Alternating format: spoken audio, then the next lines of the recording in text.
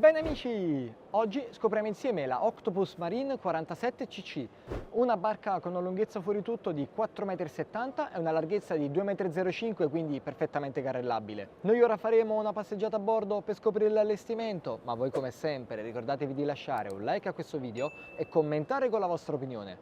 Scopriamola insieme!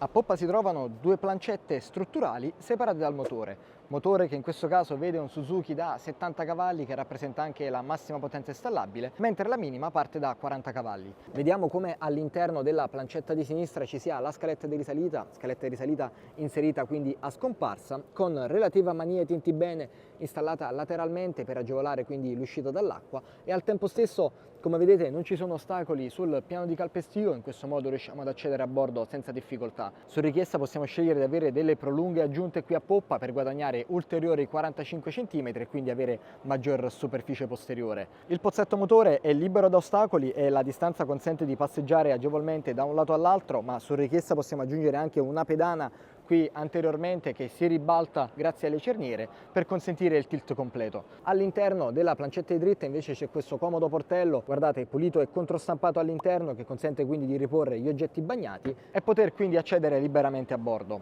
Non manca la galloccia per l'ormeggio, mentre qui in basso c'è il tappo d'imbarco del serbatoio del carburante e la predisposizione per la doccetta opzionale. Accediamo quindi a bordo scavalcando lo schienale del divano di poppa, divano lineare che occupa l'intera larghezza interna della barca e soprattutto alle spalle è dotato di maniglia tienti bene, un vero e proprio corrimano, una battaiola di poppa che serve a dare maggior protezione e soprattutto offre maggior rigidità al cuscino. Cuscino rivestito in Silvertex, quindi riesce a resistere maggiormente alle intemperie ed è studiato appositamente per l'ambiente marino. In più, al di sotto della seduta si ha accesso al vano tecnico con pompa di sentina, serbatoio e tantissimo spazio per lo stivaggio. In questo modo possiamo riporre al suo interno anche la tappezzeria di bordo. Ci spostiamo poco più avanti, troviamo subito centralmente la seduta di comando, seduta con schienale ribaltabile. In questo modo possiamo creare anche un'area conviviale di poppa e soprattutto al di sotto del cuscino si può accedere alla vasca del vivo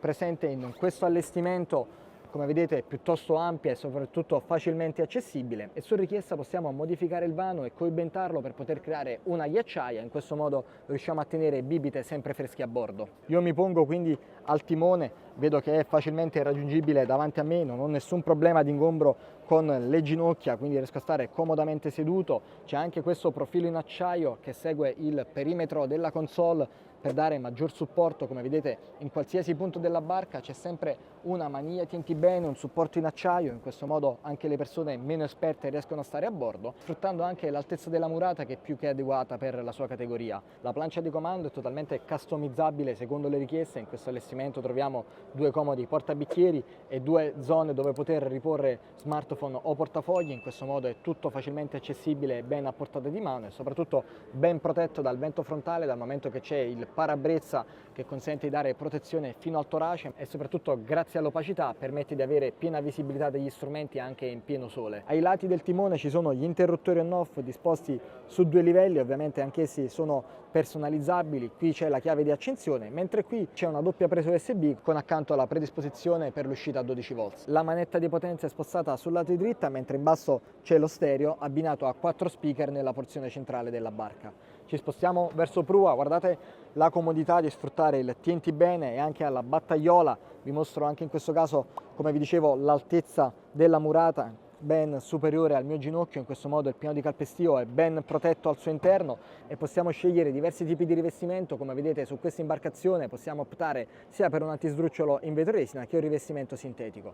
Arriviamo quindi nella porzione anteriore, vediamo che c'è questo divanetto che segue l'intero perimetro della barca e in più l'area è modulare perché possiamo scegliere di installare una base fissa con tavolo per creare una dinetta anteriore, oppure abbassare il tavolo e aggiungere un cuscino per avere un unico grande prendisole che è soprattutto ben protetto per la sua categoria grazie ai rinforzi della tappezzeria lungo la murata e alla battaiola installata sulla falchetta.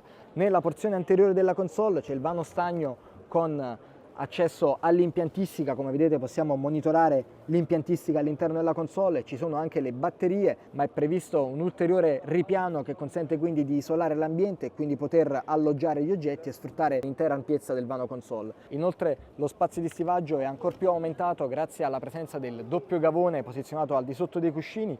In questo modo riusciamo a riporre tutti gli oggetti al loro interno e lasciare quindi il piano di calpestio libero da ostacoli. All'estremità anteriore c'è il musone in vetroresina con all'interno un portello per poter alloggiare la cima e l'ancora. Ancora in questo allestimento manuale, ma su richiesta possiamo scegliere di installare un vericello, oppure in alternativa posizionare qui nella porzione anteriore un trolling motor, molto utile per le operazioni di pesca, soprattutto in combinazione con la vasca del vivo. Completa l'allestimento anteriore la doppia galloccia per l'ormeggio da un lato e dall'altro. E quindi cari amici, questa è la Octopus Marine 47cc.